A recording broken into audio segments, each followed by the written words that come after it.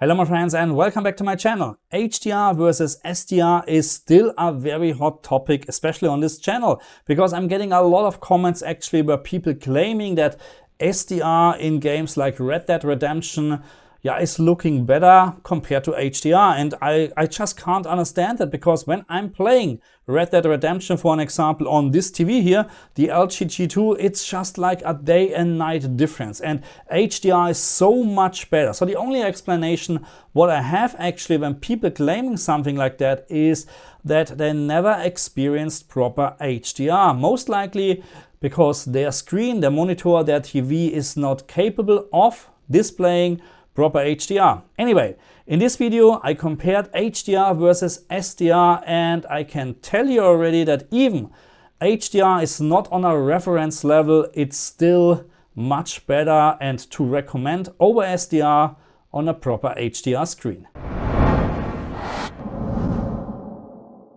So let's start with comparing the SDR black level floor with the HDR black level floor, and what you can see here is that the SDR black level floor with brightness set to 0 is spot on. When we're now looking at the HDR black level floor, even with brightness set to -5, which is my recommendation, the HDR black level floor is always raised by 0.05 nits.